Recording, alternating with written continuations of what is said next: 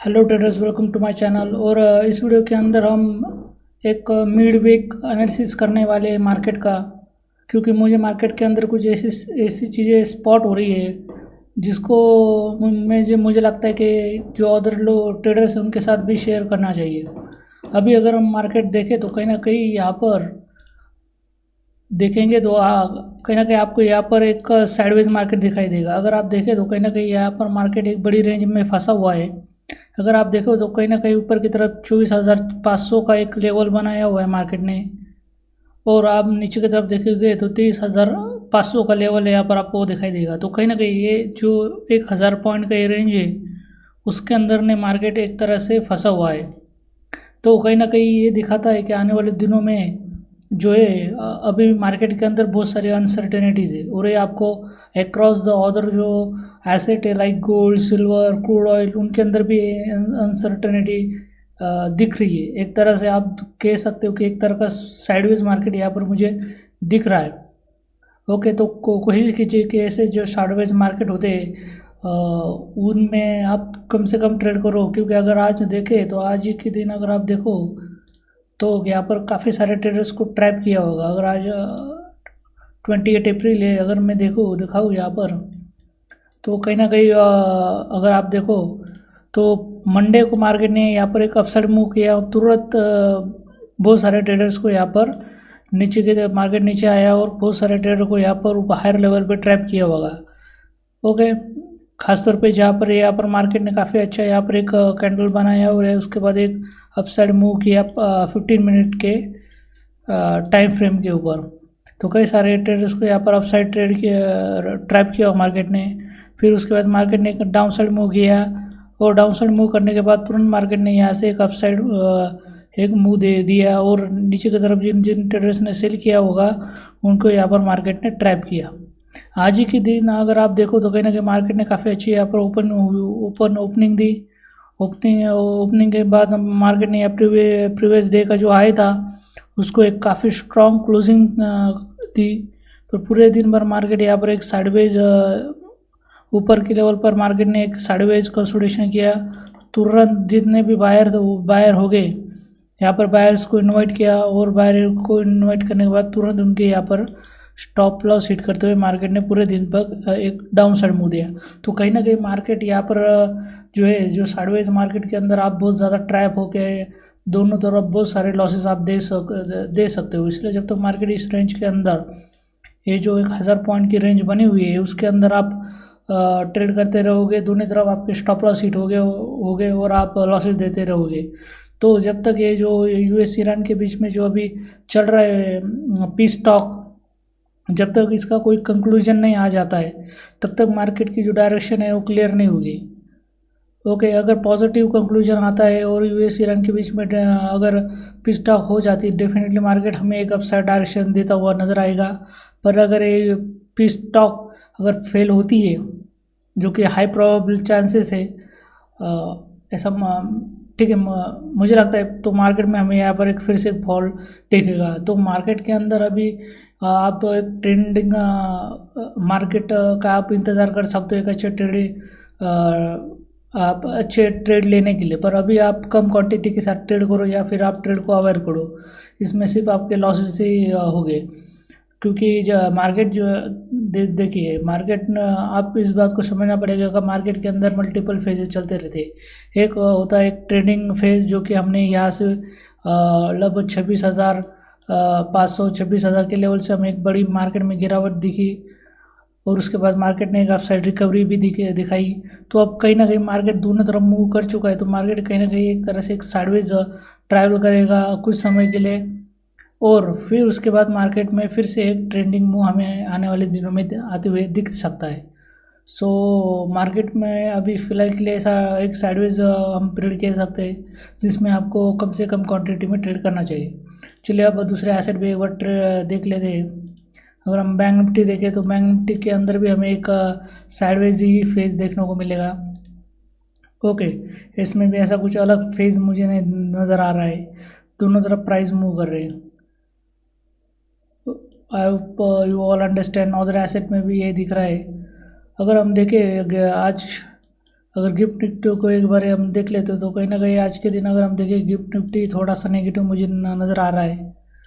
Okay, तो कल हम कह सकते हैं कि मार्केट में भी थोड़े बहुत स्मॉल गिरावट हो सकती है, पर स्टिल अगर आप देखो ठीक से अगर गया मार्केट को तो कहीं ना कहीं अगर गिफ्ट निफ्टी भी अगर आप देखो तो साइडवेज दिख रहा है। प्रीवियस के जो डोजी कैंडल है उसके अंदर ही मार्केट यहाँ पर ट्रेड कर रहा है। तो कहीं ना कहीं आने वाले दिनों में एक जो बड़ी रेंज गिफ्ट निफ्टी के अंदर भी मुझे दिख रही है। जब तक ये रेंज गिफ्ट निफ्टी के अंदर की जो ये रेंज है ब्रेक ऊपर की तरफ या नीचे की तरफ ब्रेक नहीं होती, तब तक हमें आने वाले दिनों में मार्केट के अंदर गिफ्ट निफ्टी के अंदर कोई भी बड़ा मोमेंटम नहीं दिखेगा। आप देखेंगे यहाँ पर भी हायर लेवल पे भी एक बड़ी डोजी कैंडल दिखेगी, उसके अंदर भी एक डोजी कैंडल दिखेगी, और उसके अंदर भी डेली लेवल पे भी एक डोजी कैंडल हमें दिखेगी। तो कहीं ना कहीं पूरे मार्केट के अंदर एक बहुत ज़्यादा अनसर्टेनिटी है। ओके, और अलग अलग एसेट क्लास में भी एक अनसर्टेनिटी हमें देख सकती है। पर अगर आप देखो तो कहीं ना कहीं जो एफआईज है इंडियन मार्केट से लगातार सेलिंग कर रहे हैं, तो उसको वजह से लगातार जो इंडियन रुपीज़ है यहाँ पर जो है लगातार कमज़ोर हो रहा है। अभी ये जो रुपीज़ USD INR का जो रेट चल रहा है वो 94.50 का रेट चल रहा है। ओके, सो विच शोज़ कि आने वाले दिनों में भी 95 या 96 के आसपास USD INR का रेट जा सकता है, which is not good for Indian economy. Okay, तो यहाँ पर इंडियन रुपीज़ कंटिन्यूसली यहाँ पर हमें यहाँ पर वीक होता हुआ नज़र आ रहा है। अगर डॉलर देखें तो डॉलर इंडेक्स यहाँ पर भी मुझे एक साइडवेज नज़र आ रहा है। तो कहीं ना कहीं एक कॉन्ट्रडिक्शन मुझे दिख रहा है कि इंडियन रुपीज़ यहाँ पर कमज़ोर हो रहा है, पर जो डॉलर इंडेक्स है कहीं ना कहीं एक ही रेंज में फंसा हुआ है। तो विच शोज़ की एफआईज जो है मार्केट में काफ़ी सेलिंग कर रहे हैं, जिसकी वजह से हमें यहाँ पर इंडियन रुपीज़ गिरता हुआ नज़र आ रहा है। और विक्स देखें एक बार तो विक्स हमें यहाँ पर थोड़ा बहुत कूल ऑफ नज़र आ रहा है। अभी भी 18 के आसपास हमें इंडिया विक्स देखने को मिल रहा है। अगर ये यहाँ पर कंसोलिडेट करता है 18 के आसपास, तो अगर एक अपसाइड मार्केट में गिरावट होती है तो डेफिनेटली यहाँ पर जो है जो इंडिया विक्स स्पाइक्स कर सकता है। तो एक बार अब चलिए इस छोटी मोटी चीज़ें हो गई, अब गोल्ड की तरफ चलते। गोल्ड में अगर मुझे काफ़ी इंटरेस्टिंग चीज़ें दिख रही है। अगर गोल्ड को हम अगर हायर लेवल पे देखें तो कहीं ना कहीं मुझे एक गोल्ड भी एक साइडवेज में नज़र आ रहा है। अगर आप ठीक से देखो यहाँ पर तो यहाँ पर एक बड़ी डोजी कैंडल आपको दिखने को मिलेगी, जिसने एक बड़ी रेंज बना दी है। उसके अंदर ही गोल्ड ट्रेड कर रहा है। अभी भी आप देखोगे तो कहीं ना कहीं यहाँ पर गोल्ड के अंदर एक सेल ऑफ हमें दिख रहा है। ओके, ये जो लेवल था 4800 के आसपास गोल्ड ने इसको टेस्ट किया, उसके ऊपर सस्टेन नहीं हो पाया और तुरंत उसके बाद एक डोजी कैंडल बनाते हुए गोल्ड के अंदर में एक सेल ऑफ दिख रहा है। तो कहीं ना कहीं एक बार फिर से मुझे लगता है गोल्ड जो ये डोजी कैंडल का लो वैल्यू है विच इज़ 4400 के आसपास यहाँ पर टेस्ट करने को आ सकता है। तो हमें आने वाले दिनों में गोल्ड के अंदर एक सेल ऑफ हमें देखने को मिल सकता है। जिस तरह का गोल्ड के प्राइस एक्शन मुझे दिख रहा है उसके हिसाब से गोल्ड के अंदर हमें आने वाले दिनों में एक सेल ऑफ देखने को मिल सकता है अप टू 4400। पर फिर भी जब तक इस रेंज के अंदर है जो गोल्ड जो है 4800 और 4400 लेवल के अंदर ट्रेड कर रहा है, गोल्ड साइडवेज रहने के हाई चांसेस है। एक बार सिल्वर को भी हम चेकआउट कर लेते हैं। सिल्वर अगर सिल्वर देखें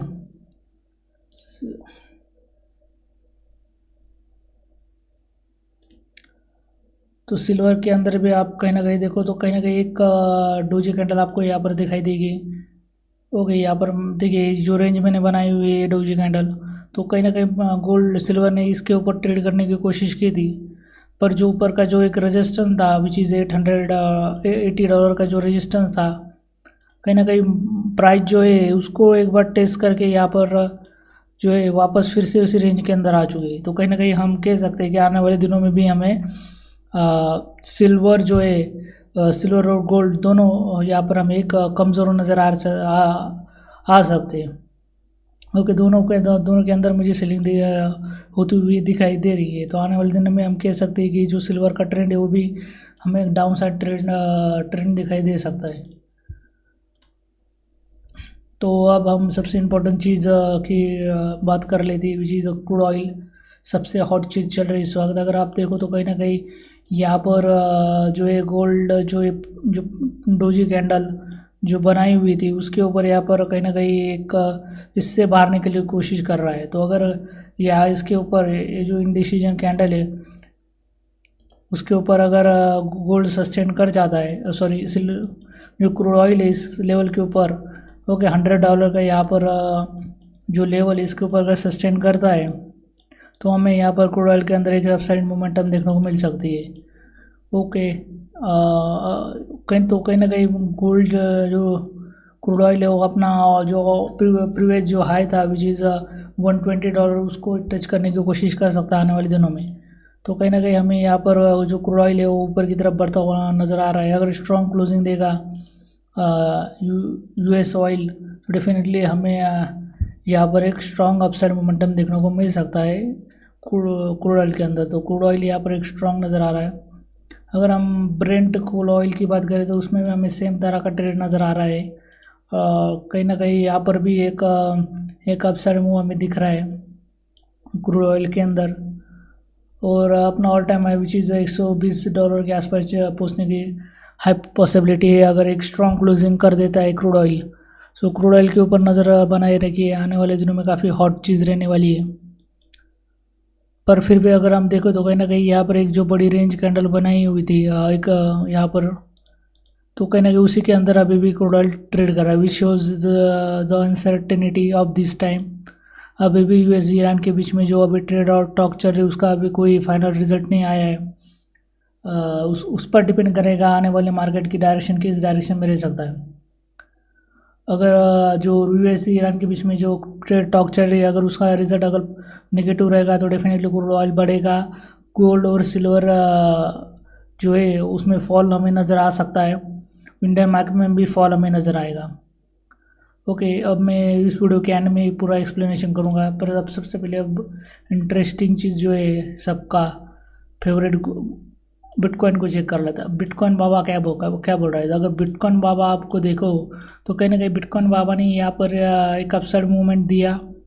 ओके यहाँ पर काफ़ी अच्छा ट्रेंड दिया को बिटकॉइन बाबा ने, और बिटकॉइन बाबा ने यहाँ ब्रेकआउट भी कर लिया। ओके 76,000 के ऊपर एक ब्रेकआउट भी दिया। पर अगर आप देखो तो कहीं ना कहीं एक हायर लेवल पे जो है यहाँ पर ये जो लेवल है प्रीवियस 80,000 के ऊपर लगातार यहाँ पर कहीं ना कोई यहाँ पर कचरा कर रहा है। ठीक है, कोई ना कोई यहाँ पर एक हर्डल पैदा कर रहा है बिटकॉइन बाबा को ऊपर जाने से।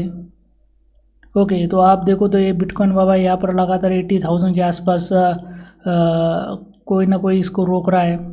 यहाँ पर लगातार सेलिंग आ रही है, और आप देखो तो यहाँ पर प्राइस फिर से एक बार नीचे आ चुकी है, और प्राइस ने एक बार फिर से जो 76,000 लेवल उसको रिटेस्ट करने की कोशिश कर रही है।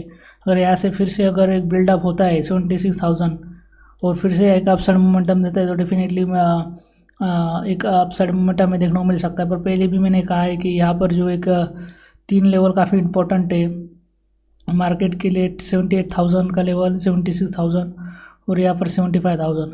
अगर यहाँ पर प्राइस फिर से कंसोलिडेट करता है और फिर से एक ब्रेकआउट हमें देखने को मिलता है तो बिटकॉइन बाबा ऊपर की तरफ भाग सकते हैं। तो बिटकॉइन बाबा पर नज़र रखिए। ठीक है, किस तरह से यहाँ पर प्राइस एक्शन बन सकता है। ओके अगर ऊपर से सेलिंग प्रेशर अगर बढ़ता रहता है तो डेफिनेटली बिटकॉइन बाबा फिर से रेंज के अंदर आ जाएंगे। अगर 74,000 के नीचे आने लगता है बिटकॉइन बाबा तो इसको आप सेलिंग के लिए प्रेफर कर सकते हो 74,000।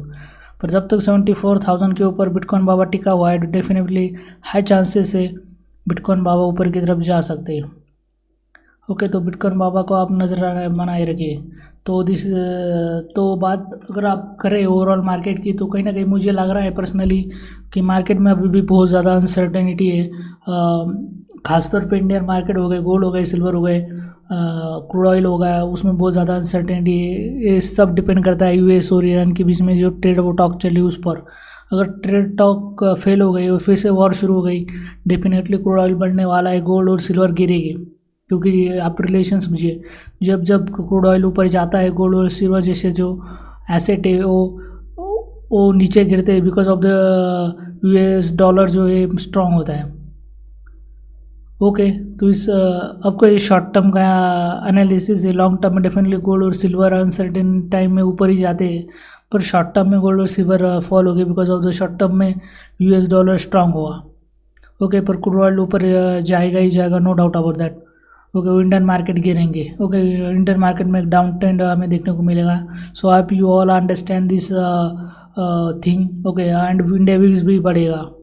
ओके, इंडिया विक्स भी बढ़ेगा, इंडियन मार्केट नीचे गिरेगा। So I you all understand all this my perspective, and this is my personal opinion.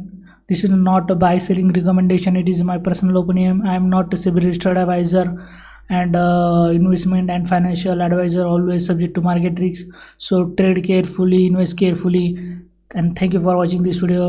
Thank you so much.